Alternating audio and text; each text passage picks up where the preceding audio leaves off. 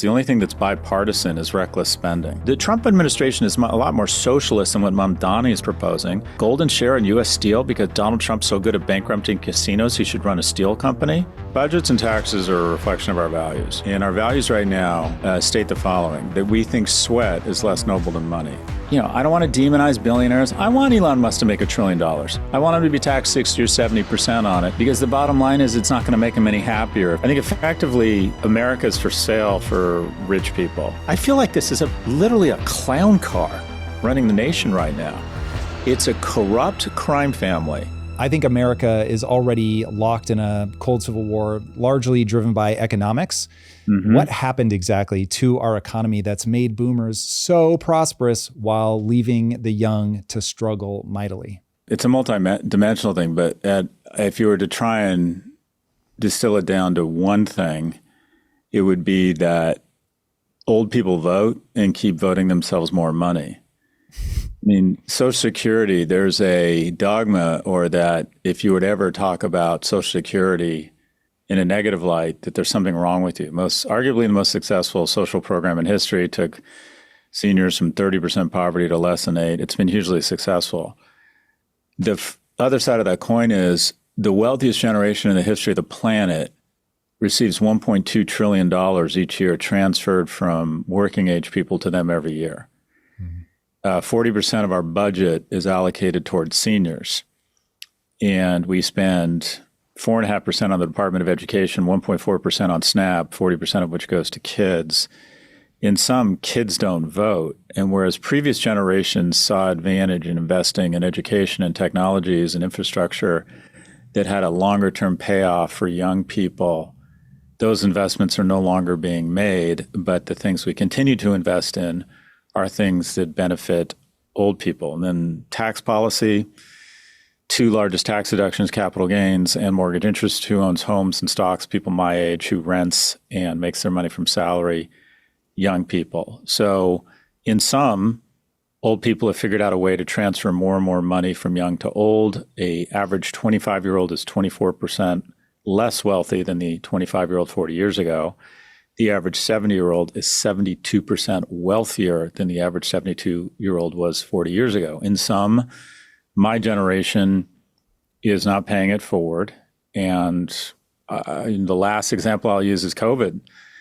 1 million people dying would be bad, but what would be tragic is if my generation got less wealthy. So we flushed $7 trillion into the system, 85% of which was not spent.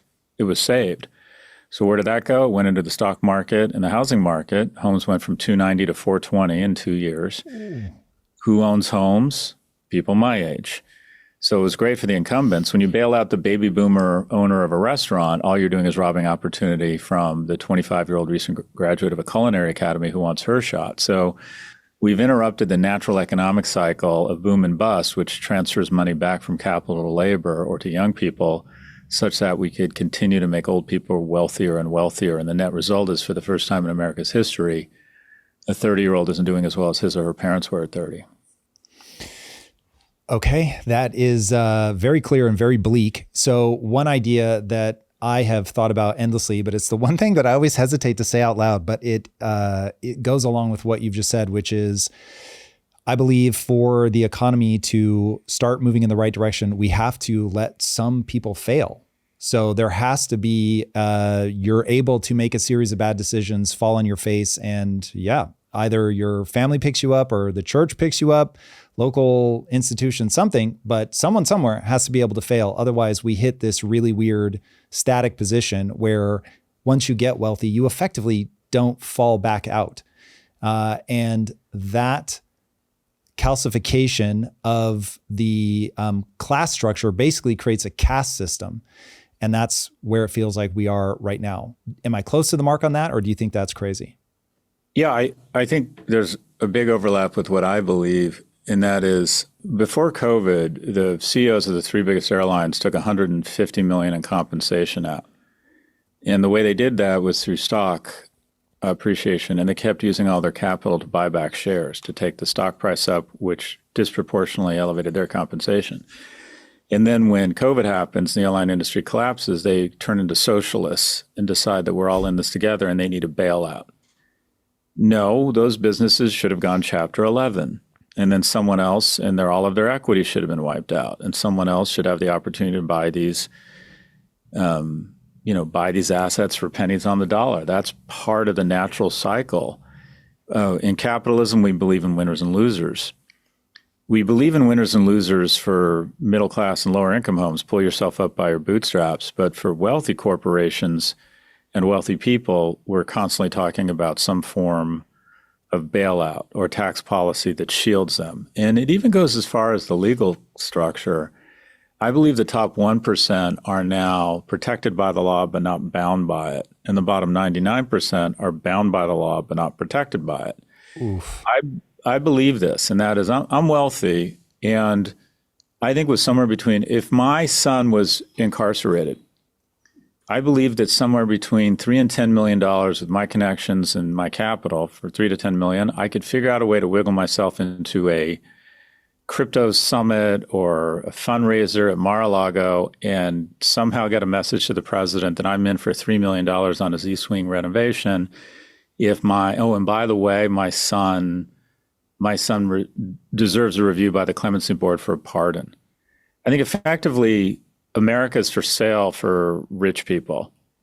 And whether it's healthcare, whether it's getting your kid out for a pardon, whether it's a bailout for your company, whether it's government contracts to your company that are not available to small, medium-sized companies, America has basically become, when it's capitalism on the way up, but socialism on the way down, it's cronyism. So I feel like we've gone full cronyist.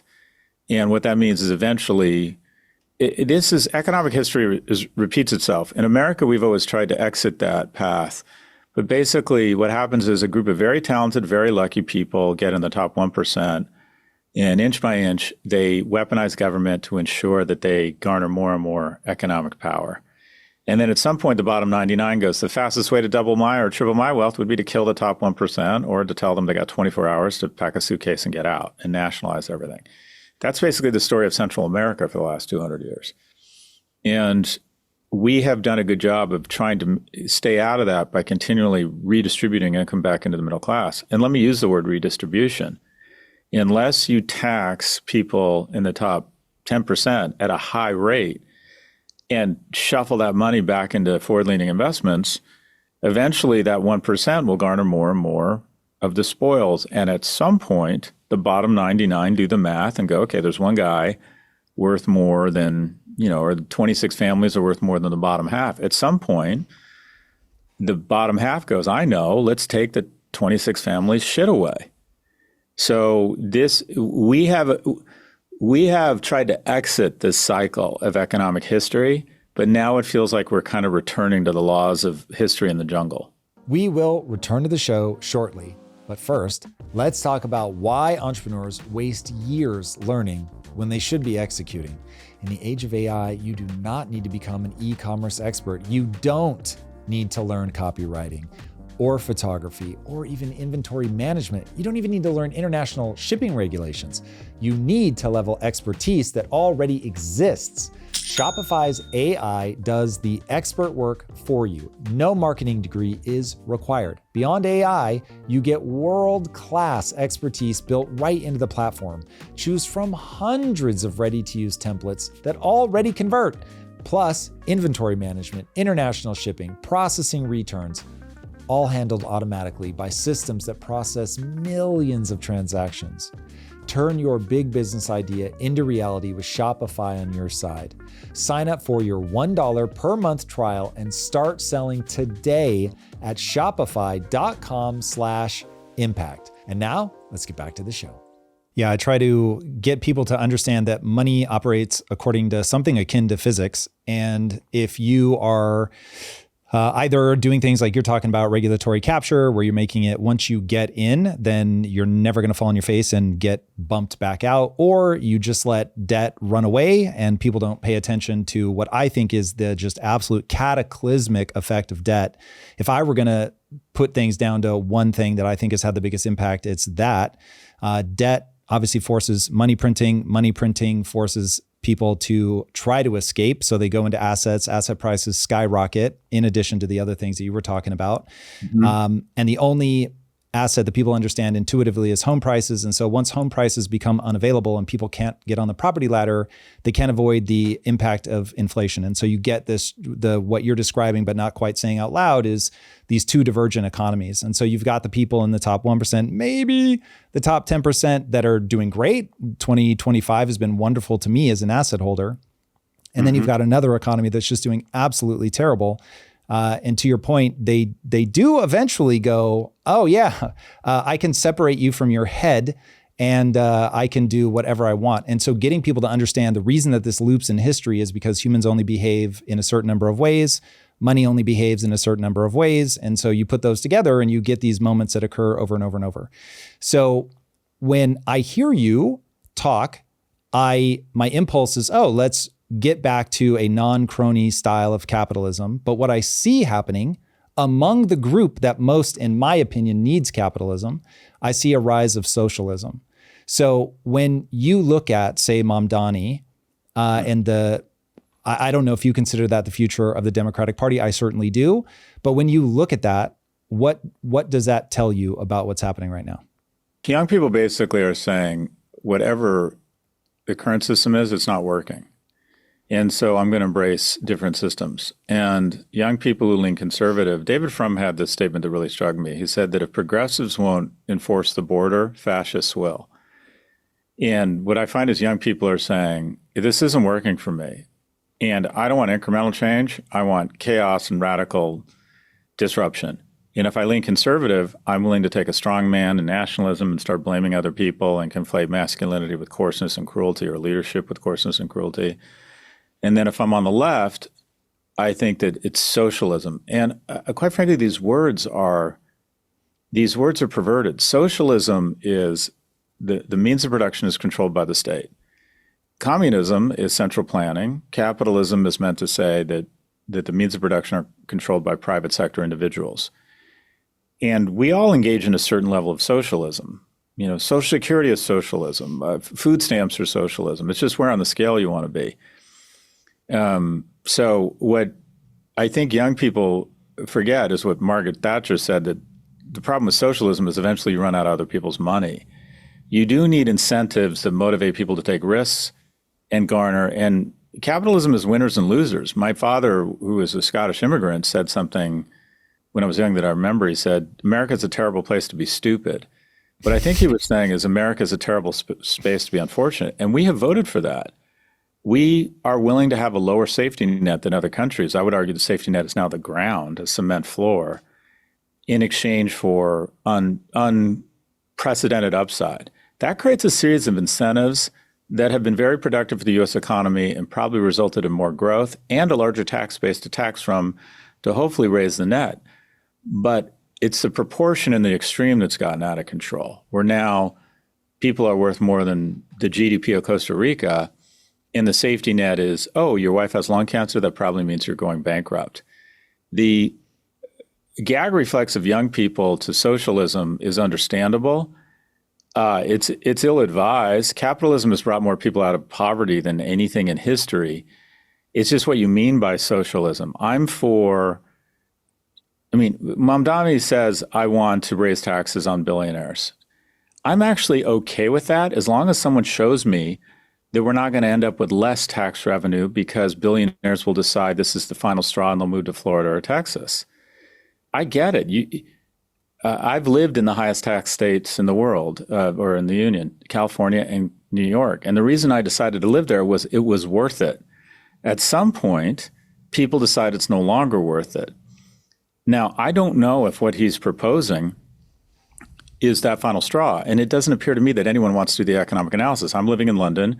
They passed something called the non-dom tax reform, where basically if you moved here from Hong Kong, Tony Blair passed a bunch of private property laws that attracted wealthy people from all over the world. So if you were living in Hong Kong, you got to bring your tax status, which basically was you paid no tax. There are a lot of people living in London paying zero tax. Now they pay consumption taxes, property taxes, start businesses, et cetera. they passed this non-dom that said, no, if you've been here a certain amount of time, you're benefiting from UK infrastructure. You have to pay the same taxes as UK citizens. Philosophically, that's totally on point for me. I get it. The problem is in the last 6 months, 10,000 millionaires have left, and the Treasury is going to collect less money this year than it did last year. So there's a difference between, and one of the things I don't like about my party on the far left is they're more concerned with being right than being effective. So I get it philosophically that the wealthy should pay a little bit. I get it. I want a more progressive tax structure. But, the top 1% pay 40% of the taxes in New York. And also, it's a bit of a false argument, Tom, because first off, he's not going to get it through. He would have any tax increase has to go through the New York State legislature. He's not going to be able to do it. And then he goes to rent freeze. Oh, okay, great. We need more. I get it. Young people can't afford to live in the city. Housing is out of control. Freeze the rent. Every economic study says the same thing. When you try and implement rent control, you discourage construction and development, and rents go up in cost. If you were serious about lowering costs, you would figure out a way to raise revenues through some sort of tax. Maybe it's on the wealthy, maybe it's on corporations. And you would create tax incentive for developers to build more, and you would have legislation getting rid of NIMBYism. And you would unlock the private sector is much better at building housing the private sector is much better at building housing than the public sector. When public sector builds housing, it usually ends up concentrating poverty and creating crime-ridden areas. When you encourage builders to build a lot of housing, you end up with this is a supply problem. It's not a demand problem. We need more houses. Nationally, I think a decent plan for the Democrats would have been one of the things I really don't like about my party. They're so fond. I just went to this Master of the Universe conference, and everyone running for president was there, including the governors of Pennsylvania and Utah, who I think are great. And they just want to cosplay Obama and talk about all this goddamn rhetorical flourish. Like, all right, at some point, are you going to get to an actual fucking idea? Here's an idea. 8 million new homes in 10 years. This is how you're going to do it. Manufactured homes, which cost 50% less than homes on site, tax incentives, anti-NIMBYism laws like they've done in Austin or Minneapolis, and we're going to build 8 million new homes in 10 years. That will materially lower the cost, maybe government subsidize mortgages that bring down the interest. We are going to try and figure out a way to reduce the cost of a home such that the average income household has a shot at it. And then raise minimum wage to $25 an hour. As opposed to freezing rents, it doesn't work. So anyway, I've gone off script here. When America isn't working for people, they typically don't want policy or incremental changes. The reality is structural change around affordability is going to take years, if not decades. You need antitrust, you need more competition, you need a massive investment in housing. You need to ensure that there aren't 3 chicken companies controlling the entire poultry market. You need 10. You need to break up big tech. You need minimum wage to go to $25 an hour, which would hurt the stock prices of McDonald's and Walmart, and it would be worth it. You need to put more money in the pockets of spenders, low and middle income homes. You need an actual progressive tax structure, not the one that's progressive till the 99th. And then once you make the jump to light speed, it crashes. And essentially put more money in the pockets of young people who spend it, multiplier effect grows the economy, and massive programs that increase this full body contact violence of competition where they are forced to offer a competitive product at a low price. Every year, big tech has increased its margins because they're monopolies and they're able to charge higher and higher rents. Pharma, big ag, big chicken, big beef. All of these industries are able to raise their. My industry is totally corrupt.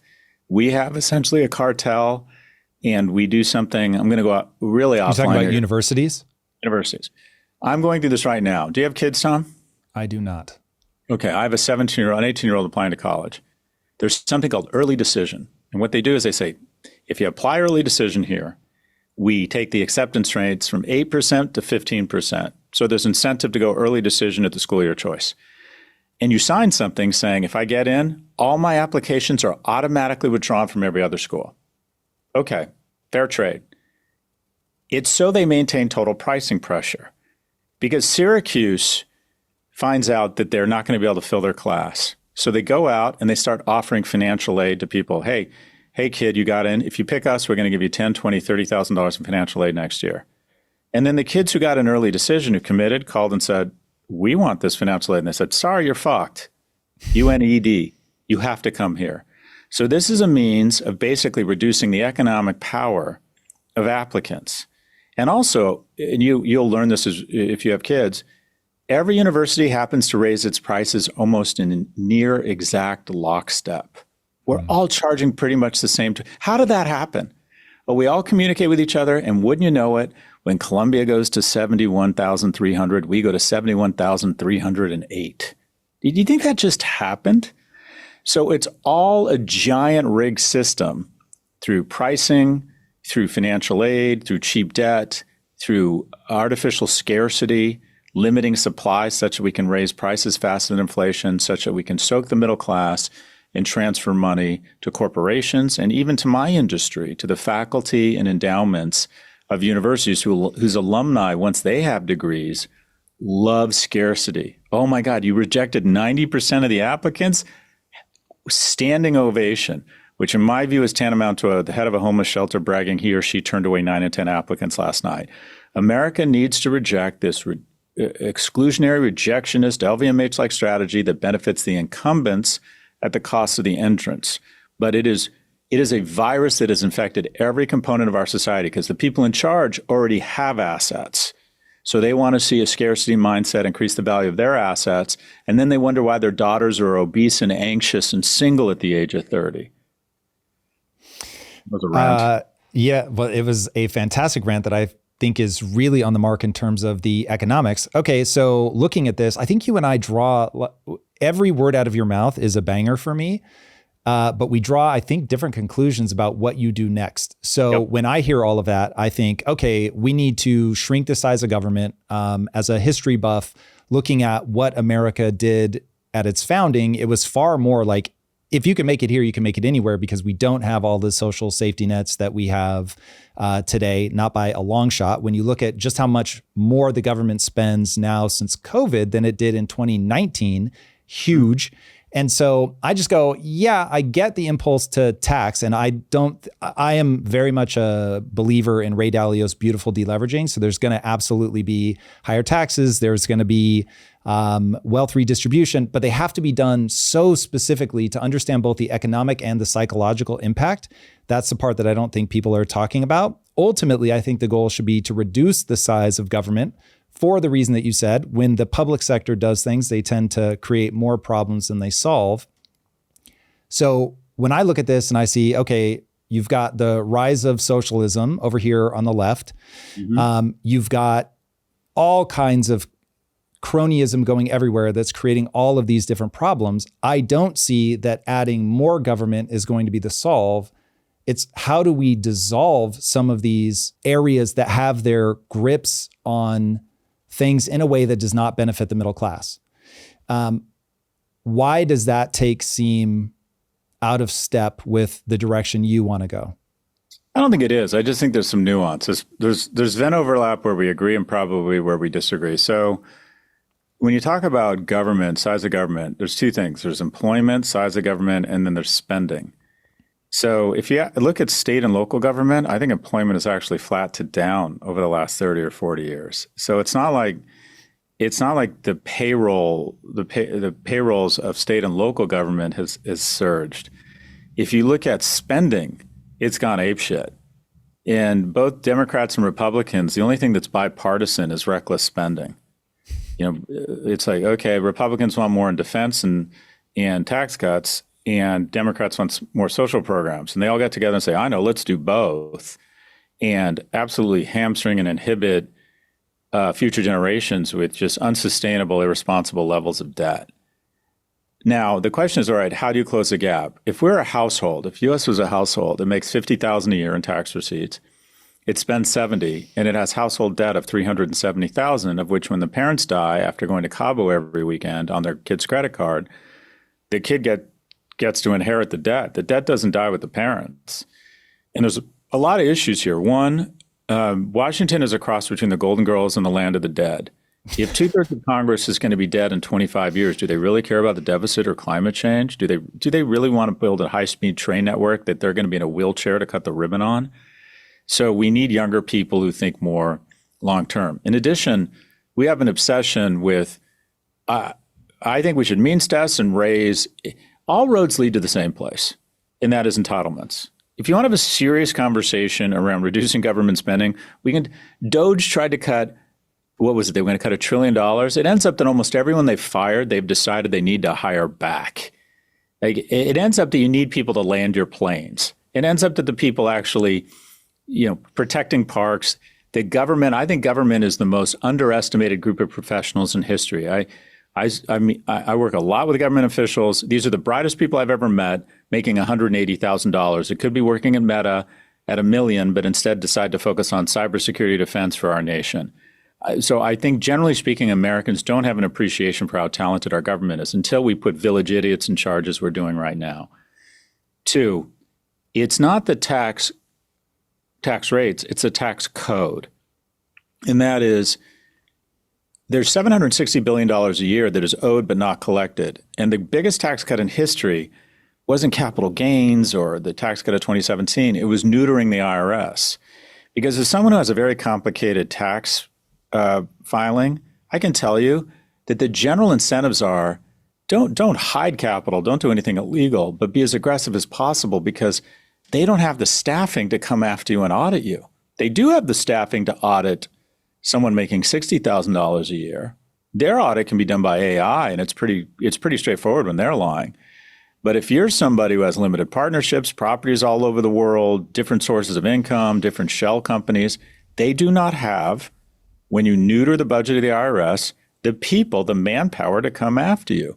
$760 billion a year in uncollected taxes that are owed. I'm not talking about intimidating people. I'm talking about the taxes that are owed and need to be collected. Two, all roads lead to the same place, and that is healthcare. We pay $13,000 a year per capita for healthcare. The rest of the G7 pay $6,500. In exchange for paying double, we die sooner, we're more obese, and we're more anxious.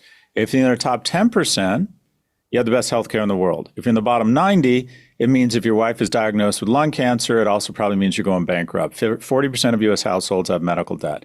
I believe that we need to take Medicare, which actually people are pretty satisfied with, and delivers at a decently economic basis, a pretty efficient basis, lower it by 2 years a year for 10 years till it's 45 and up, which is about 3/4 of all health care, because 45 cents on the dollar of health insurance goes to profits and administration. And we need to get that $13,000 down to $10,000, then down to $9,000. And then ideally, with our scale and our innovation, back to where the other G6 nations are. If we can produce every single product for the same or less money than the other G6, why are not we producing healthcare at the same rate? If you take 350 million people times $6,500 per capita in savings over the next 10 or 20 years, which America doesn't like to think because we only get reelected every 24 months, boom, you have your $2 trillion in savings. We need the tax code to be enforced, and we need to really go after healthcare, and we need to stop transferring money from young to old. We're obsessed with tax codes. We're obsessed with demonizing billionaires. Bernie Sanders and Elizabeth Warren want to lambast billionaires. They're each worth tens of millions of dollars. I get it. The tax code should have an alternative minimum tax on anyone making over $10 million, but that's not the problem. The problem is enforcing the tax code and attacking health care if we get really serious about fiscal responsibility. But the notion that we continue to spend $7 trillion a year on $5 trillion in receipts is so morally bankrupt.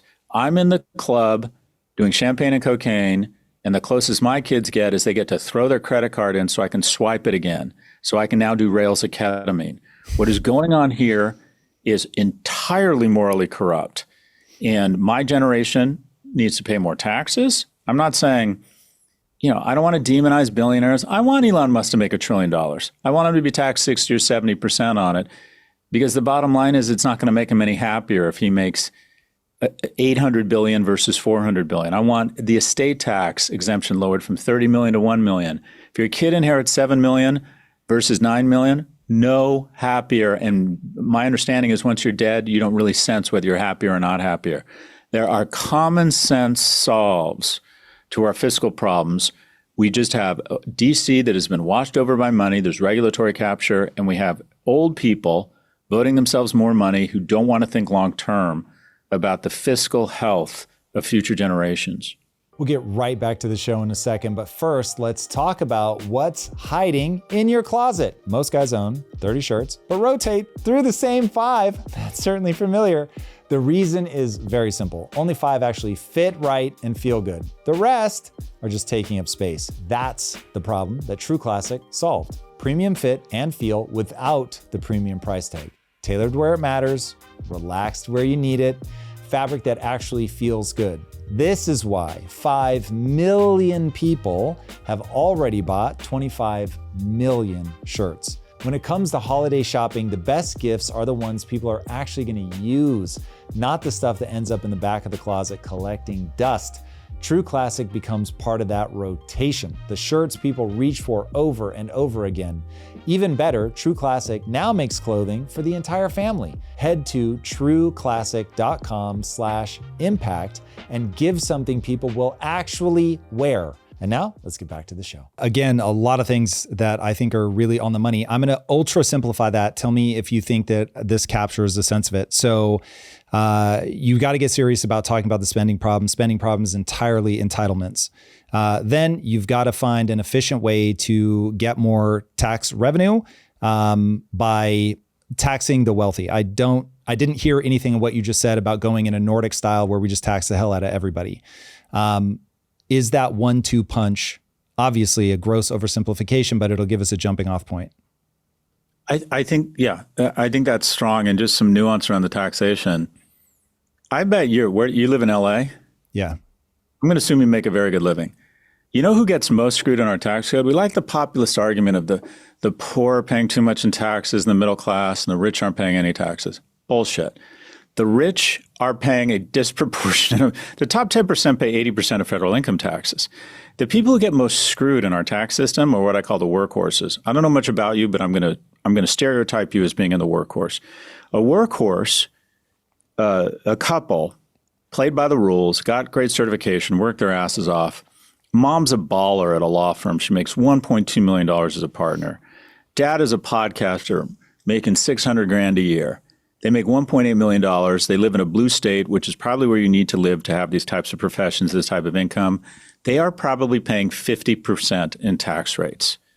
Now, if dad starts a podcast network and pours all of his money and can afford to reinvest in the company, and then he incorporates the company and it gets bought by Sirius or Wondery or Time Warner, and he gets a $30 million cash hit, his tax rate drops dramatically. Right?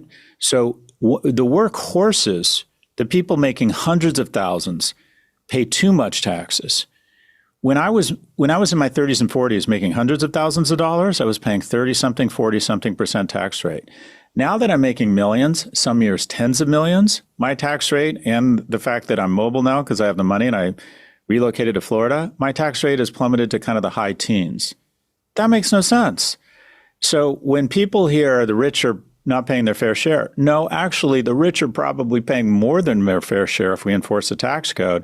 It's the super rich that are getting away with murder. We've decided if you get the gold medal, you get the bronze and the silver. The 26 wealthiest families in America pay an average tax rate of 6% a year. Corporations are paying their lowest tax rate since 1939, right? And it's not made them any more productive. So I think there's common sense strategies. Let's go back to the tax era of that great socialist Ronald Reagan, have the same tax rate on current income as capital gains, take corporate tax rates back up, AMT of say 40% if you make more than $100 million in profits. If you're making more than $10 million in current income, alternative minimum tax of 40%. The tax code's gone from 400 pages to 4,000. Those incremental 3,600 pages are basically there to screw the middle class. There are so many goodies for people in my income class. I start a company, I sell it. There's something called 1202. First 10 million is tax-free. What? Does that make any sense? Oh, but we need productive people to start businesses. I've started 9 businesses. If you held a gun to my head, I couldn't tell you what the taxes were when I started the business. That's not why you start a business, because of tax advantages. But, we want VCs and institutional investors to get this giant loophole where if I invest $2 or $3 million in one of my startups, and it sells, first 20 or 30 million, 10 times the basis, or is it, no, it's 10 times the basis, or now it's 15 million, are totally tax-free. What you want in an increase in taxes is the least taxing taxes possible. And there's a lot, one of my intellectual role models, an Israeli-American psychologist named Daniel Kahneman, ton of studies on happiness. Money can't buy you happiness. Bullshit. Absolutely correlation between money and happiness. Middle income people happier than lower, upper income happier than middle. But once you hit a certain income level, no incremental happiness. Billionaires are no happier than millionaires. There's a myth that they're less happy. That's not true either. Once you get above a certain number, no incremental happiness, which says to me, we should have an alternative minimum tax of 40 or 50% on anyone, say, over $10 million. Corporations can pay a higher tax rate now. We haven't seen a burst in productivity. We have seen an increase in stock prices because of more earnings, which again accretes to, wait for it, the top 10% who own 80% of stocks. So one, alternative minimum tax above a big number. And two, lower we're about to see a transfer of wealth of $120 trillion, I think, in the next 30 years of wealth. Lower the estate exemption from 30 million to 1 million. If your kids inherit 7 million instead of 9, not going to change their life or their happiness. And as far as I know, you're going to be dead, so you're not going to care. But the notion that we need to build dynastic wealth with out of control tax exemptions and estate tax, that's anti-American. We're not supposed to be dynasties here. So alternative minimum tax for corporations and exceptionally wealthy people, reduce the estate tax exemption from 30 million to 1 million, and means an age gate, raise the age on Social Security and means test Social Security. And also above a certain point, you pay for your own health care, full stop. And that turns those people into consumers who actually say, how much is this MRI costing? And they shop around.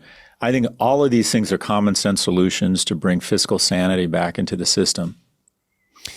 Okay, so I certainly have an allergic reaction to the idea of taxing more. You've said a lot of very true and very valuable things about, I did a whole deep dive on who actually pays taxes in America. You've covered it very well. So you have the wealthy paying a very disproportionate amount. There is a psychological impact, though, when you start. So I, in my best years, am north of 50% in my tax bracket. Yep. There's something about that psychologically that is very difficult to swallow. And I think you said something about, I know you've said this before. I can't remember if you said it today or not, but the idea that if I knew that the money was being spent efficiently, I would have a lot less problem being taxed. Like if I'm living somewhere and I feel like, oh, it's worth it. My tax dollars are being used incredibly well. This is wonderful.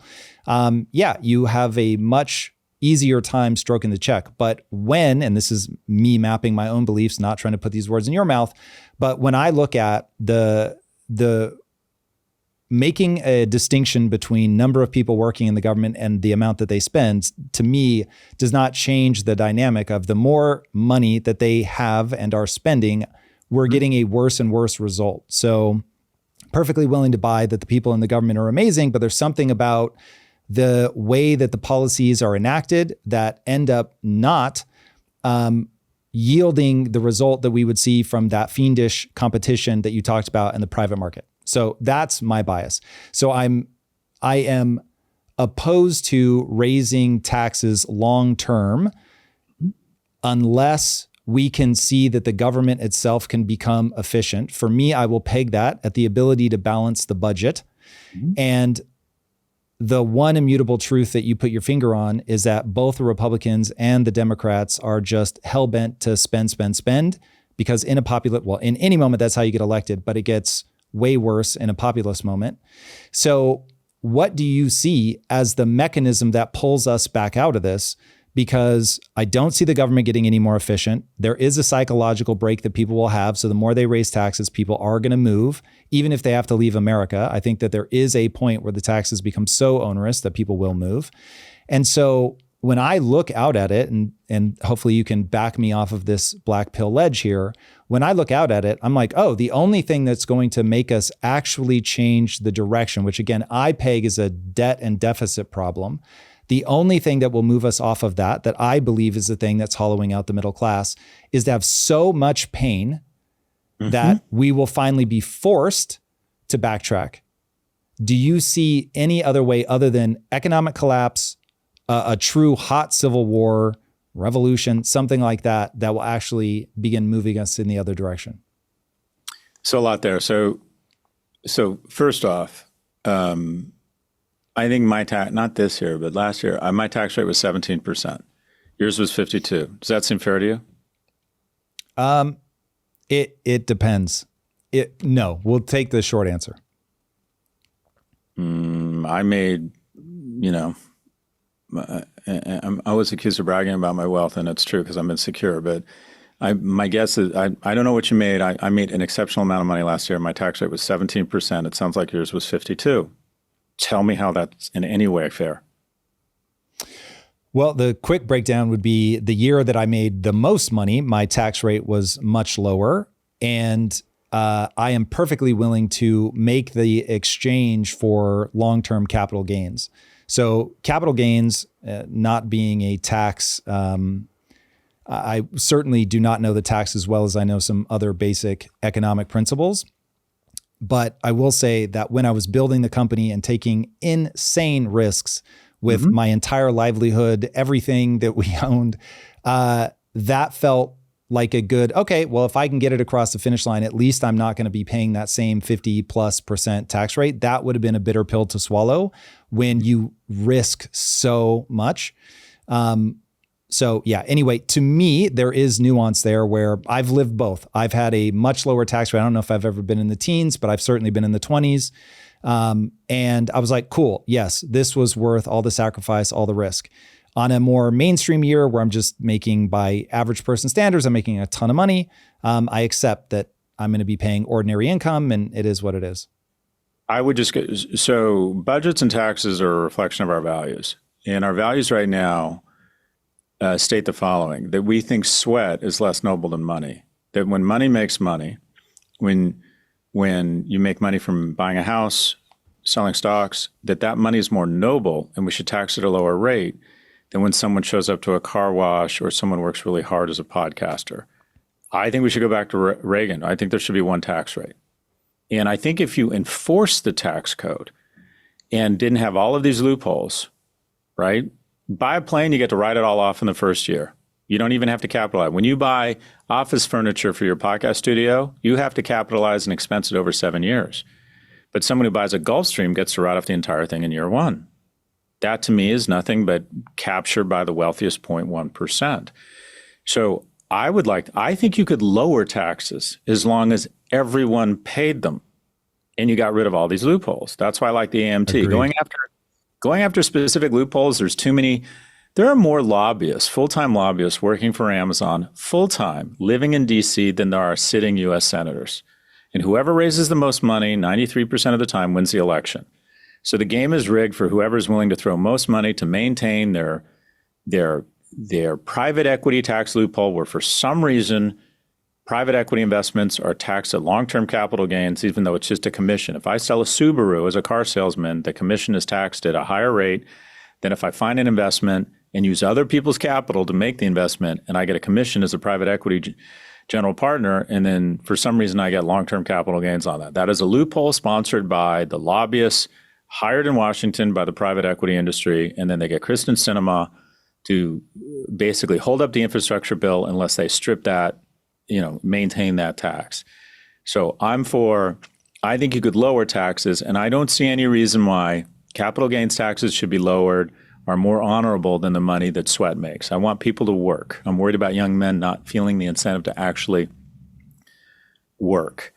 The notion of state, that's federal. I actually believe federal taxes, for the most part, are a pretty good deal. I do believe we're spending too much money on our seniors, which is, again, the third rail. I'm a terrible person. This is the wealthiest generation in history. Nana and Pop, if you can't upgrade from Carnival to Crystal Cruises, I'm okay with that. I don't see why young people are continuing to transfer money, this much money, to old people. Do we eliminate Social Security? No. But you and I should not get Social Security. I don't see any reason why we should get it. So go after entitlements, lower taxes, but enforce them. And then with respect to states, I like competition. I like the idea that at some point, Tom may say, you know what, I've had it. I'm moving to Texas and I'm going to build my podcast studio in Austin. And the fact that most states have to balance their budget, there's a certain level of fiscal responsibility enforced on them. They can't rack up enormous deficits, at least not directly. And they can piece out, I left New York. Now, the reason I left New York was because my kid didn't get into preschool. But at some point, I might have left because of the taxes. I think it's good that states compete with one another. Yeah, agreed. So I think some of this gets solved. I think you're right. I think governments should be forced to compete and, offer a good service. I come at government from a little bit of a different place than you because I grew up in California. I grew up in Los Angeles where you are now. I got assisted lunch. I got Pell Grants. I got into UCLA because it had a 74% admissions rate because the government spent a lot of money. Edmund Pat Brown spent a ton of money of taxpayer monies on building a lot of seats in this amazing institution called the University of California. So I feel a certain gratitude and affinity and feel like I've gotten a great deal from the federal government. I think some states, I think California is, I think it's good that Texas is saying to Californians, come here. You don't have to pay any state tax because I think it forces the governor and the people there to take on unions, take on out of control spending. I think at some point, if enough people leave New York, they're going to figure out a way not to spend $1 billion a mile. We spend 7 times more per mile on subways in New York than they spend in Paris, which isn't known as a very efficient economy. So I think competition is an answer. And I think I would like to think that before we get to the revolution part of the program, the voters will get their heads out of their asses and maybe vote for some people that are honest with them and say, folks, do we need to raise taxes or lower government spending? The answer is yes. And I'm not going to give you quick solutions here. I'm not going to try and buy your votes. I'm going to have to means test and raise the age for eligibility for Social Security. I'm going to nationalize healthcare, which the healthcare industrial complex is going to spend billions of dollars trying to convince you I'm a pedophile or addicting diet pills to try and make sure I don't get into Washington. But at some point, I'd like to think the voters are ready for an adult conversation and say, okay, I am down with figuring out a way. We can't just pay off the deficit. We got to go back to a smaller deficit, lower it, have a few surplus years such that the economy continues to grow. And at some point, instead of it being 150% of our GDP, it goes down to 70 or 80, which is sustainable. I'd like to think at some point the populace and voters are ready for an adult conversation and will vote those leaders in. Hasn't happened yet, but we used to vote those people in the 50s, 60s, 70s. Bill Clinton had a budget surplus. The voters that voted him in, I think there's still some of those out there. A lot of Republicans had, not a lot, but a few had budget deficits, surpluses post-World War II. Does it have to get to a point where, you could argue that when farmers are lining up at food banks, who 80% of whom voted for Trump, they're probably going to vote differently in the next election. So I don't know, I'd like to think that our democracy works pretty well. The problem with our democracy is the pendulum, like they say, it's visually impossible to see a pendulum at the exact bottom. Like you can never actually frame it at its exact bottom. American politics seem incapable because of gerrymandering to ever be at a center point. It's either rent control and tax the rich and UBI, or it's cut taxes and spend more and have massive deficits. And I don't even know how you describe the Trump administration is a lot more socialist than what Mamdani is proposing. Socialism is the means of control is controlled by the state. A golden share in U.S. Steel because Donald Trump's so good at bankrupting casinos, he should run a steel company. Taking an investment in Intel, which will favor that one chip company over others. Deciding who should get to own TikTok and doling it out to his Republican friends. That is pure, unadulterated socialism. So, look, who asked for this? Voters asked for this. Politicians are always afraid to say, get your head out of your ass. You voted for this. Oh, maybe you thought you were voting for, racism, not tariffs, farmers. But this is what you got. The D in democracy is working. Are you ready for an adult conversation? Okay, I think ready for the adult conversation is a little optimistic of you, but let us say that people are. You think the answer is squarely no? Dude, I have run every mental scenario I know based on the architecture of the human mind. I just don't see it. History tells me that we run into the wall. But nonetheless, I do think that it's worth talking through what that reversal would look like. So talk to me about Trump. Give me a report card. So people may have thought they were voting for one thing. What have they actually gotten? I think many people, certainly people on the right, are going to be surprised to hear you say that Trump is more socialist than Mamdani. So give us the litany of receipts there. What is Trump getting wrong? Certainly. And then if you think that he's gotten anything right, I'll take that as well. Trump's instincts are often very strong. It's just his execution. I think he recognized before other people the asymmetric trade relationship with China. I think you got to give him credit for that. I think they were taking advantage of it, stealing our IP and then selling it back to us less expensive and gutting our manufacturing sector. I think he saw that. I think that he saw immigration as a big problem. The vice president, her big thing was supposed to be enforcing the border. She didn't do a great job. When 250,000 people can come over in December of 23 by just raising their hand and saying asylum, they had to say asylum, and then boom, they were in. That's a problem.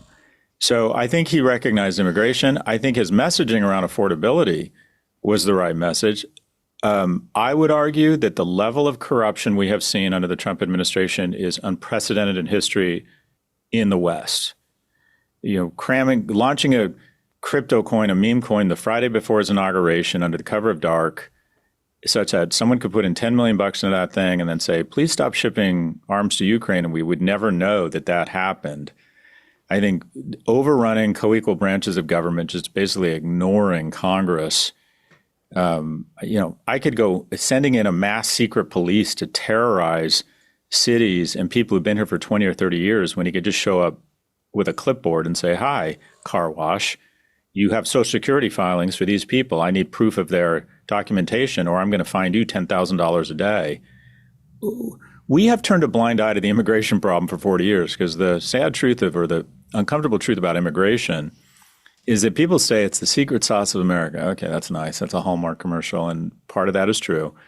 But the most profitable part of immigration is illegal immigration because they come across the border when our crops are coming due or grandma needs her ass wiped or we want cheap food at a restaurant.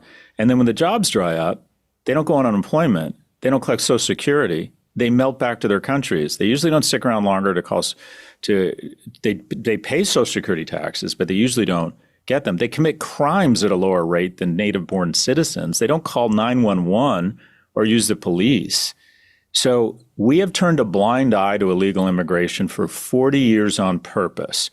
Has it gotten out of control? Yes. Has it created real structural problems in the U.S.? Yes. Should we have borders? Yes. He was good at leveraging that and people's frustration, especially in border states. And also a lot of young struggling men like to blame women for their romantic problems and immigrants for their economic problems. He tapped into that. He flew right into the manosphere. Genius political strategy, focusing on affordability, the asymmetric trade relationship with China. The implementation, it's as if he went to ChatGPT and said, I want to reduce the prosperity of America elegantly and consistently. And it would come back and say, I know, tariffs.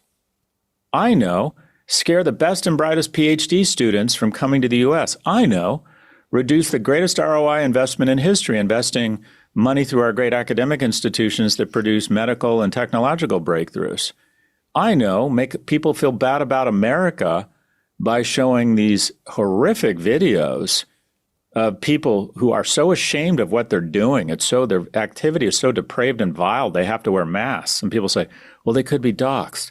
Judges put mob bosses in prisons. They don't wear masks. So some of his political instincts, I think, are correct. I think he's a great campaigner. I would argue that the economic policies of America right now putting drunks in charge of the Department of Defense, putting conspiracy theorists who believe that vaccines cause autism in charge of our health and human services. I mean, I feel like this is literally a clown car running the nation right now. It's a corrupt crime family, all right? And the even worse news is Michael is running the grift and Fredo's running the government.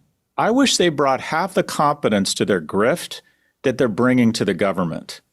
Trolling around the Gulf and not going to the democracies, Turkey and Israel, because they know they can't give you a plane or a golf course or a building. Only going to the nations that are comfortable saying, hey, take this $400 million plane, wink, wink. Oh, and then, oh, what do you know? You're going to give us Article 5 NATO protection for free? We basically just give Qatar NATO protection, a security guarantee. Oh, and he accepted a $400 million plane a few months before? I mean, that's just not, that erodes the very fabric of what it means to be American. And it hurts us. It hurts our reputation around the world. It makes us much weaker. Let's start bombing fishing boats that would take 20 stops to refuel and get to Miami in a nation where there's no evidence there is no fentanyl while we let Ukraine fall. I mean, the poor decision-making here, the incompetence and the corruption are noxious. They're stifling. The optimism is that we have been in worse places than this before. Americans are narcissists, and we always tend to think this is the worst thing ever. We were interning Japanese families in camps because they were Japanese. Slave owners used to be the most powerful political force in America. We opened fire on veterans marching in front of the White House after the Great Depression, protesting economic conditions. We have been in worse places before, and America has come back stronger. And I believe we are going to come back stronger here. So, yeah, I do think Trump gets some stuff right. I think he has good instincts around certain things. I think he's an amazing campaigner. He is a stain on the American experience. Now, do you think this is a great man theory of history where he just brought these things randomly, got elected, or is he a symptom of something that the populace is going through? Well, okay, so I want to acknowledge I'm a hammer and everything I see is a nail. I think the reason we elected an insurrectionist, I focus a lot on the struggles of young men. And young men are doing worse are falling further or faster than any cohort in American history. 4 times as likely to kill themselves, 3 times as likely to be homeless and addicted. And what happened was he recognized this and he flew right into the manosphere.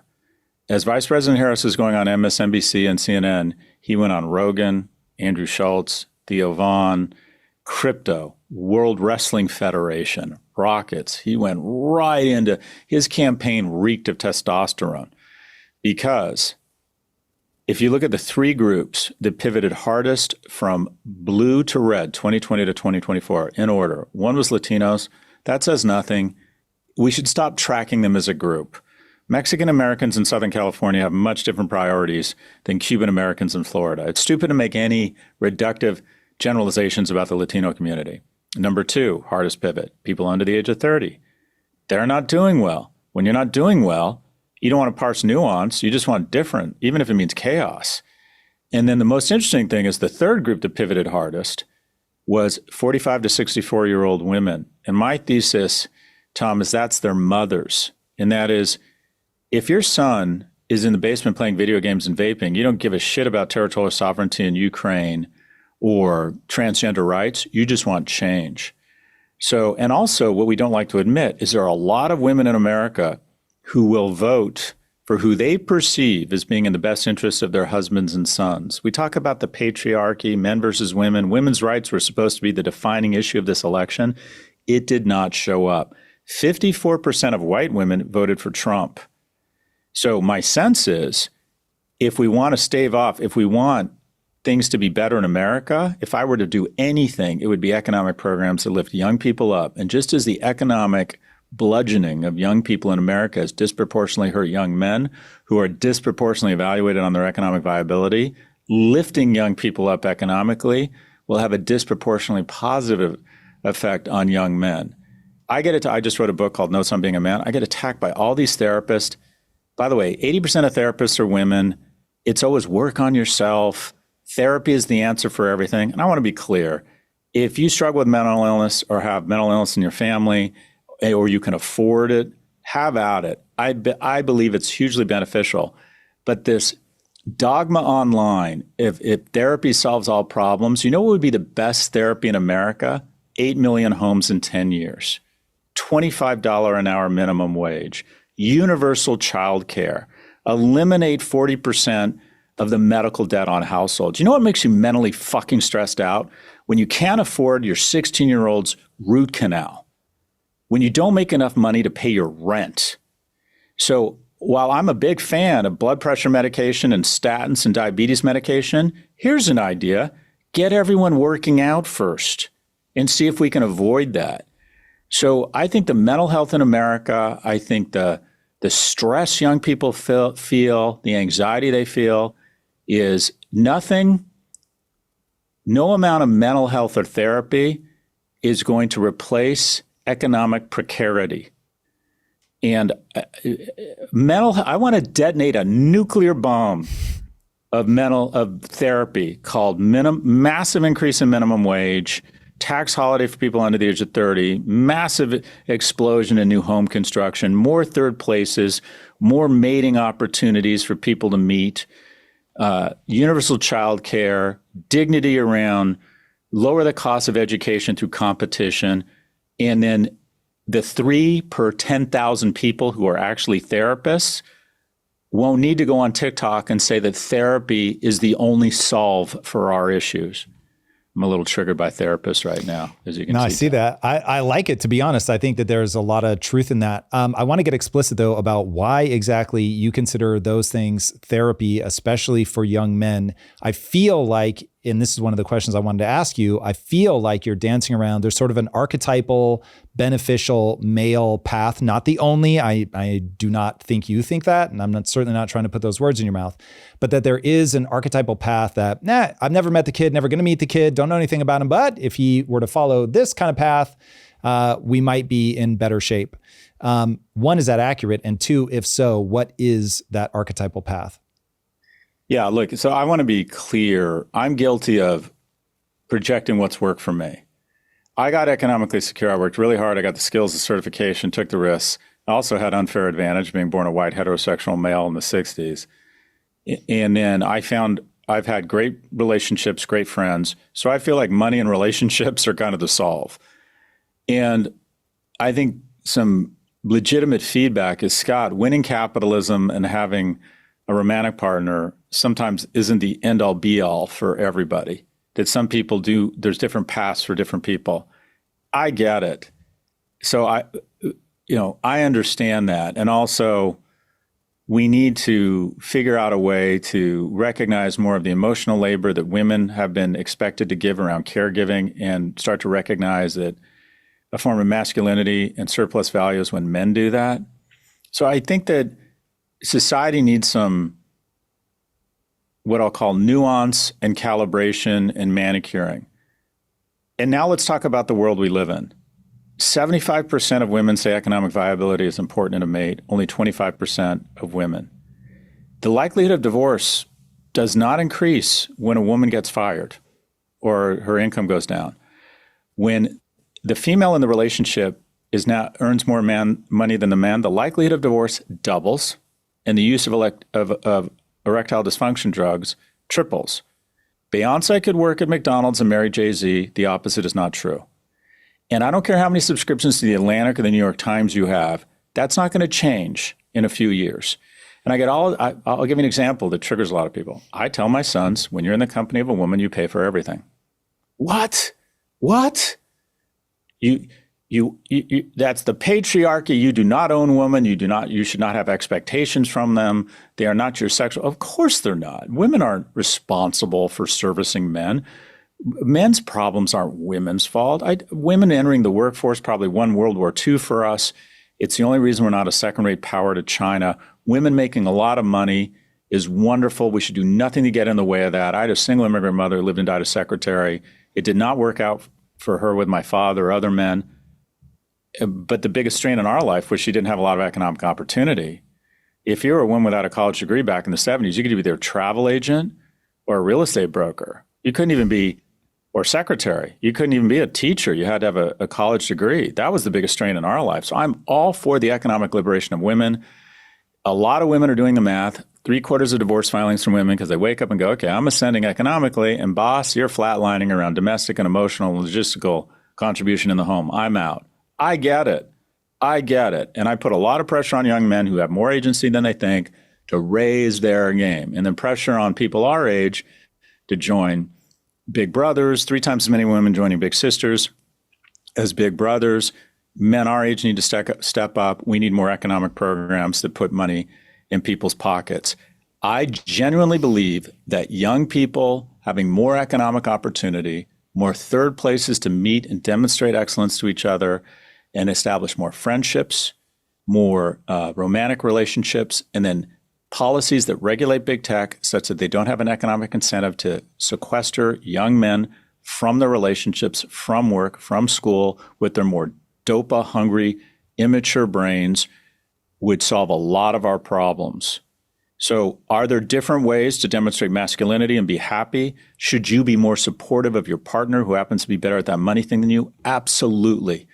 In the short and medium run, before we become a more evolved species, I'm here for it. I'm here for the world where the man is celebrating in those relationships where the man wants to stay home. Until then, we have to acknowledge the reality. And that is, men are disproportionately evaluated based on their economic strength, women on their aesthetics. And an economically unviable man feels really bad about himself and, generally speaking, has very little currency in the mating market. So where I start is, how do we create structural changes that maintain the momentum of women, maintain it? I don't buy this Charlie Kirk shit of women were sold a bag of goods and they were told if they just worked really hard and they end up being partners in law firms and then they're miserable and childless. So what's the answer? Have them be broken alone? Of course they should continue to kill it. That's great. Good for them. But at the same time, let's figure out ways that young men, 1 in 7 young men, aren't NEETs, neither in employment, education, or training, that 1 in 3 of them aren't living at home under the age of 25, that 1 in 5 of them aren't living at home under the age of 30. What are the programs that do that? Male affirmative action? No, I don't want to go there. Programs that lift all young people up. Best thing for men, universal child care that takes an economic strain off of young families. More college freshman seats such that we can get more gay kids, more Republican white kids, more men, more women in college, which still is a fantastic upward lubricant. $25 an hour minimum wage. Give people incentive to work. And that would not hurt us. If minimum wage had kept pace with productivity and inflation, it'd be $23. Let's go crazy and raise it to 25. Let's more housing. The archetype of a man, I get it. Maybe what works for me doesn't work for young people, but we don't want to recognize the world we live in. Marriage has become the new luxury item. 1 in 4 men in the lower quintile of income earning households get married. 3 in 4 men in the upper quintile get married. And you think, well, marriage isn't the answer. Well, it's a pretty good answer for men. Men live 4 to 7 years longer in a relationship. Women live longer, 2 to 4 years. But what it ends up is that men benefit more from relationships than women, which isn't to say women owe men anything. It's to say that men do really well in relationships. And there are a lot of women out there that would like more economically and emotionally viable men. So let's lift up young people. Let's figure out a way. Are you married? I am, yeah. Okay. Do you enjoy being married? Aggressively. Look, I didn't want to get married. I didn't want to have kids. It has given me purpose and meaning in my life, which I did not have. So I am projecting it on other people. And by the way, my first marriage didn't work out. 84% of people, all these TikToks about marriage as a failed technology. Well, then why do 84% of people who did it once and it didn't work out get remarried within 5 years? So anyone listening to your podcast, Tom, is not going to be surprised by this. I struggle with depression and anger. So I decided I'm going to write a book on happiness. I wrote a book called The Algebra of Happiness. I have read, I think, every peer-reviewed research study on happiness. It all comes down to the basic things. Number 2, a basic level of economic sustainability. You don't have to be rich. You just have to be able to have some level of healthcare and education. But the number one number one source of happiness is the number of deep and meaningful relationships you have. And unfortunately for a man, his relationship with himself and his ability to have a primary relationship with a romantic partner is unfairly and absolutely inextricably linked to his economic viability. And until our species changes, that's not going to change. So let's at least have an honest conversation around how we level up the mental health, the prosperity, and the purpose of our young people. Should it come at the cost of women? 100% no. Are women responsible for fixing this? No. Are they responsible for this problem? No. First and foremost, young men need to level up. I hate the term incel. When I coach young men and he describes himself as an incel, I'm like, no, I met you. You're not Brad Pitt, but you're not bad looking. You're not disabled. You're physically fine. You're a little fucked up in the head, but you wouldn't be described as clinically depressed. You are a V-cell. You are voluntarily celibate, right? I wanted a girlfriend desperately when I was in high school. I wanted to have sex desperately. I could not find anyone to do that with me. So quote unquote, I was an incel. I worked on myself. I worked out. I tried to develop excellence. I went to college. I developed a sense of resilience. I started talking to women, and I entered into a series of skills such that I could develop the most important things that have given me purpose and meaning in my life. Friends, colleagues at work, and a wonderful mate I get to raise wonderful kids with. I want to create the infrastructure such that more and more young people have access to that. And if they decide they don't want it, have at it. Watch Netflix all day, do your own thing, go to Saint-Tropez, be alone. But 60% of 30-year-olds used to have a child in the house. Now it's 27%. Is that because they've all discovered that children suck and they don't want children? No, it's because they're having trouble finding a viable mate and they have less money. So I want to go to the world where men are celebrated on their character and their self-worth. Call me when we get there. Yeah, hopefully we'll be getting back to that one very fast. I have maybe, I can feel your scar tissue as you talk about this. I can tell people have come after you. This is one of the things I think you deliver such a potent message. You said at the end what I think is the archetypal run, and I am very aggressive in my presentation of this. And whatever people want to say, I honestly don't care. And that is because I think there's an evolutionary setup that has created a typical speed run of life for both men and women, to be quite frank. But the things you talked about, okay, I want to get laid really badly. I'm not able to do that. So I start working out. I get economically viable, whatever that takes. I start developing excellence. I think that part of what's breaking down right now is women give men a reason to be better. And forgive me if this is more than you want to hear, but when I think about what sexual receptivity is, even just the physical position of vulnerability a woman puts her in to receive, that is crazy and is something that I think historically men have had to rise to a certain level to get a woman to be willing to take that risk. And because of that, the pursuit of a woman has created in men a drive to get better, be better, do better. And then historically, I think men and women got together much younger, and women were likely to influence the man because they were, like you, I very much want to see women completely unshackled and live whatever life they want, economically or otherwise. But historically, they couldn't. And so there was being in a relationship was very protective. And so they would be young, find somebody with potential, get in a relationship with that person with potential, and help them become a better version of themselves. And like you, I certainly project what my life has been, but I've said many times, so I've been married now for 23 years with my wife for 25, and I was dead broke when I met my wife and just cannot imagine. I don't even want to know who I would have become had I not met her. And she has helped me through incentivizing me to want to be better, and then also just being a very bright person that could see paths that I might otherwise miss and encourage me to go down those paths. And that has been transformative in my life. obviously has worked out incredibly well. And I got married when I was in my mid-20s. So by today's standards, ridiculously young. Mm-hmm. And I look at that and I go, okay, if you asked me to advise a young man, I don't get to meet him, I don't get to ask him any questions, I would say, work on yourself, find excellence, realize what I call the only belief that matters. If you put time and attention into getting better at something, you will get better at it. So go get good at something that matters and develop the self-confidence you need to attract a woman, and then get with a woman that you feel you can help elevate her and she believes she can help elevate you. And then together, you guys will approach life as partners, whatever path that takes you down. If you want to be the greatest entrepreneur, my wife has been the biggest contributor to that. It's been incredible. If you want to be a parent, obviously.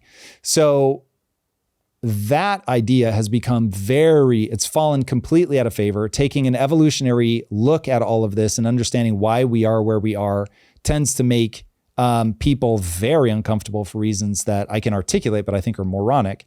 And so until people get in line with the fact that they are having a biological experience, there is a reason men and women have the dynamic that they have. You have articulated very well what men are prized for, what women are prized for. So coming into all of this, understanding that even if it's slightly different now, for hundreds of thousands of years, depending on how far back you want to track humans, longer, we've had evolutionary pressures to make us the way that we are. And we're suddenly, because of modern technology, just completely decoupled from that. Yeah, I thought that was well said. And so going back to what you said about when I advise my sons to pay when they're out with women, and like, Dad, that's so boomer. And I said, look, every mammal has a courtship process. And this is a way that you try to demonstrate commitment, interest, and valor. And the reality is, on a more logistical level, the downside of sex, and you reference this, is much greater for women than it is for men. In addition, men benefit more from relationships than women. A woman's fertility window is much shorter than yours, meaning her time, quite frankly, is more valuable than yours. And one way you demonstrate that courtship, that valor, that commitment, and recognition of the asymmetry and the benefits of relationships and sex to men is an easy way to say, of service, not expectation, not control, but I'm of service. I appreciate your time. I'm here. I'm demonstrating some excellence and some commitment to the relationship. And one easy way to do that is to pay. And it's so funny. I've been on so many podcasts talking about my book, and I get a lot of pushback from men about this, that's the arc, that's boomer. And then I say to them, and I'll ask you this question: who paid when you were first going out with your wife? And it's always the same thing. I did. And it's like, okay. And what I told my son, he's so woke, I like to upset him. I say, just keep in mind, look, if you want to split the check, fine. But keep in mind, anyone you ever split the check with is never going to kiss you. And I stand by that. And like, different strokes, different folks. If a woman asks you out and she wants to pay, great. I get it. This isn't 100%. But I still believe that there are certain masculine energy and feminine energy is the greatest alliance in history. And I have 7.5 billion points of light for that. And appreciating femininity and appreciating masculinity is a wonderful thing. And recognize, and by the way, that doesn't take any dignity or rights away from the 5% who are non-binary. I get it. But I like the idea of trying to restore a code for young men that says, lean into your masculine attributes. Want to be a protector, want to be a provider, want to be a procreator, as long as it's channeled in healthy ways. But yeah, I think this is, I'd like to think it's a code for young men who are really struggling right now, who have an absence of sort of a code. And I always come back to the same thing, and that is, what I have found is that the group that wants more economically and emotionally viable men is women. And that there's some consumer dissonance between what we try to articulate and what we think is the right virtue, and then how we actually behave and what we respond to. And that doesn't mean we can't evolve and change, but at the same time, how do we help young people find the most meaningful things for happiness? And that is relationships, economic viability, relationships, a romantic partner, not necessarily in that order. And I find a lot of the current dogma, dialogue pays absolutely doesn't even nod to the reality of what young people are facing out there and how they actually discern and sort through mating or not. No, I agree very much. What do you take away from the correlation? Don't know that it's cause, but the correlation that the more a nation educates their women, the lower the birth rate. It's a real issue. And even when you look, like a counter to my argument is even when you look at economic incentives around having more kids, oftentimes they don't work. And I don't think you can tell people to have more kids if they don't want them. And also, I think a lot of people who don't have kids are happy. And I think that's their right. That to me is where, if you're going to have a pragmatic policy, you talk about immigration. And that is, all right, if young people are deciding not to have kids because they're more educated and they want more money for themselves and they want more freedom, you don't want to get in the way of that. Like in Korea, supposedly, I think 1 out of 27 people is going to have a grandkid. Whoa. Yeah. That's wow. I knew it was bad, but hearing it like that, that's pretty startling. Only, I think it's like 60% will get married. A third of them won't have kids, and you go one generation more and it ends up 1 in 27 will have a grandkid. But we're actually doing okay. We're demographically, we look actually okay. Some of that is there's certain sects of our society that are having a lot of kids. My podcast co-host always reminds me it's gay women having all the kids. And then, is that really true? Obviously, a little tongue in cheek, but they're having more kids. You never, I mean, this is one of the wonderful things about our society is that my podcast co-host has had 4 kids and in my opinion, lives a pretty good life, mostly free from discrimination. Just when I was in college, you wouldn't have found that. You just wouldn't have found it. They would have been discouraged. It would have just been hard for them to have kids, both in terms of economic stuff. Anyways, that's a wonderful thing. But if you want pragmatic economic policy around, you need population growth. We were worried there was going to be a population bomb that would overrun the planet in the 70s. The bomb's gone off, but it's imploded, not detonated. We need more kids because what happens in a society, if you have too few young people supporting unproductive seniors, the society collapses. You end up where America is spending too much money on seniors and not enough in forward-leaning investments. So one way you do that, I think, is with economic incentives to put more money in the pocket of young people. I think it will help, but the studies in Northern Europe show it doesn't solve the problem. I think you supplant that with a thoughtful immigration policy. Well, so speaking of immigration, what does a thoughtful immigration policy look like? I'm guessing Trump is not your answer to that. So what should it look like? Well, so I don't want to pretend to be a domain expert here. I suffer from Dunning-Kruger, and that is because I've had some success in some regions. I think I'm an expert on everything. Look, I think that we can never seem to have a middle ground.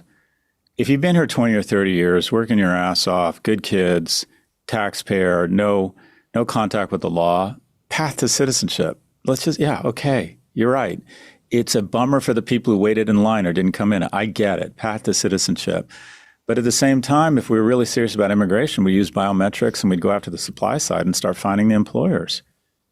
You show up to a fast food restaurant and say, unless you show proof of citizenship for these people who are filing Social Security and that you're paying and you have bank accounts for or automatic transfers, we're going to fine you $1,000 a day. Problem solved. But instead, we want to demonize the immigrants. So I think I think we should have a thoughtful immigration policy around what are our needs. We need low-skilled labor willing to come work their asses off and pick our lettuce. We need them, unless we want lettuce prices to triple. We need semi-skilled labor to roof our household. I just renovated a house. No domestic workers will work outside in Florida. You just can't find them. The only people born and raised in America who will work on a home renovation are plumbers and electricians.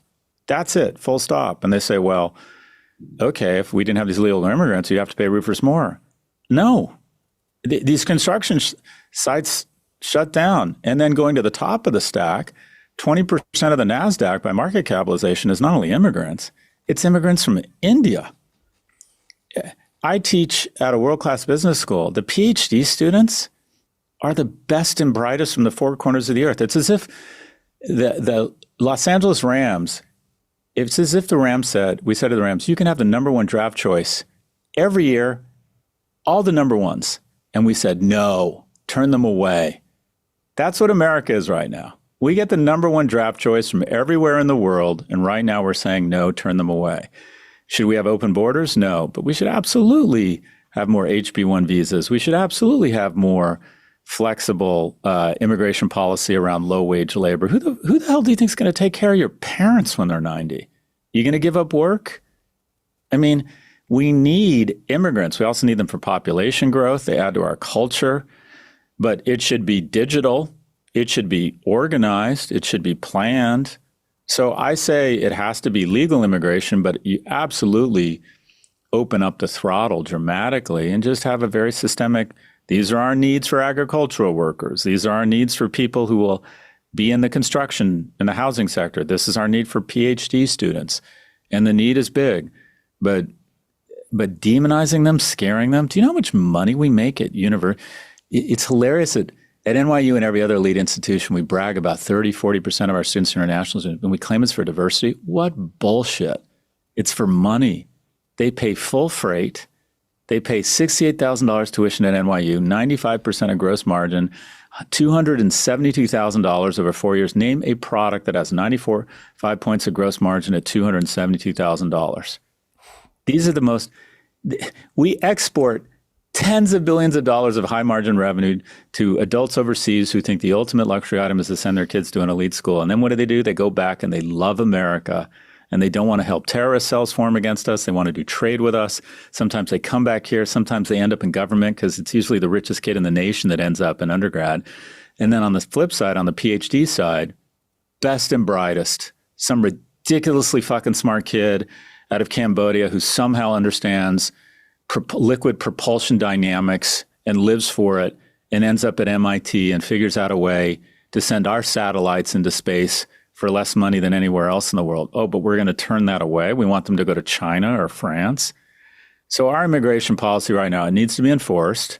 It needs to be rational, but it can help with population growth. And absolutely, the greatest investment in U.S. history is not only financial capital coming in, which raises our stocks and lowers our access or cheapens, makes our capital cheaper, but the inflow of human capital.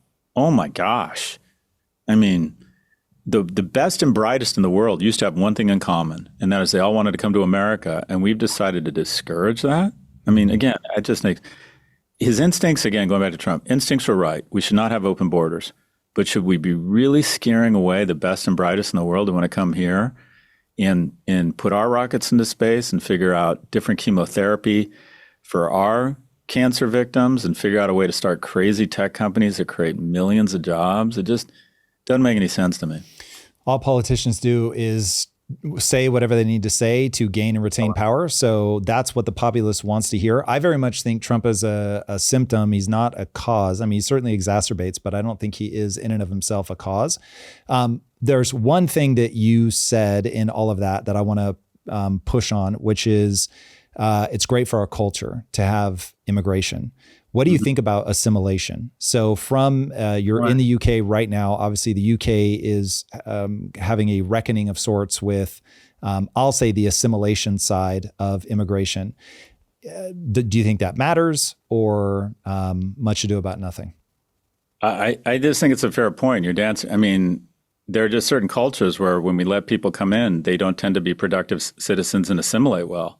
Northern Europe has a huge gangland problem from immigration from certain countries. But to me, this is just like, it's not rocket science. I think you discriminate. If you've got a degree in mechanical engineering and you went to IIT in India, come on in.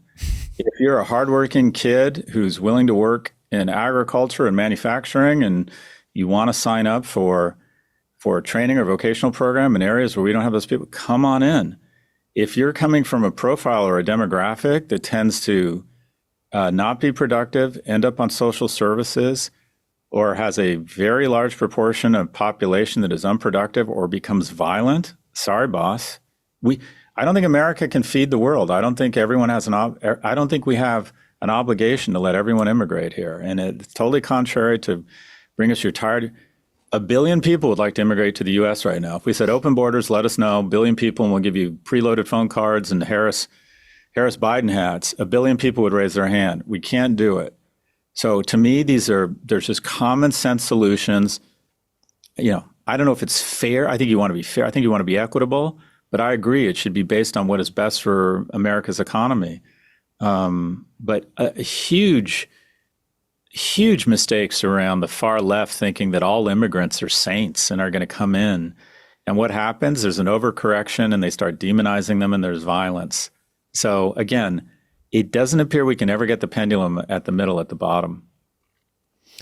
Yeah, on that one, just again, it goes back to me to psychological problems in terms of when people are economically insecure, that insecurity feels very bad, feels like anxiety. It's going to be transmuted into anger, which is a far more intoxicating thing. There was a very small study, but still utterly fascinating because of the extremity of it. When a patient has their skull opened and the doctors are using an electrode to stimulate emotional centers in their brain, they'll stimulate all the different emotional centers and then say, okay, of all of those, which one do you want me to stimulate again? And they invariably say anger. And I think the reason that people like that is there's so much certainty, there's so much clarity, there's so much forward momentum. You know exactly what to do. And so this is now my, to a hammer, every problem is a nail. To me, just everything comes back to the economy. And so when I look at people that are economically insecure, I know that they are going to translate, history tells me so, they are going to translate that into anger. They are then going to need somebody to blame.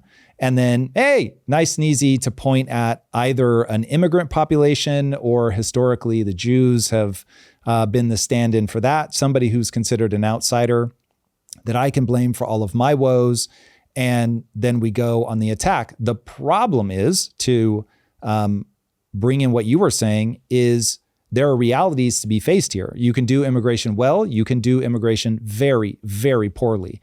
And so when you have all this economic stress being transmuted into anger at the same time that you have this wild immigration policy, then you end up where we're at now, which is full disaster from where I'm sitting. Scott, this has been wonderful. Where can people connect with you?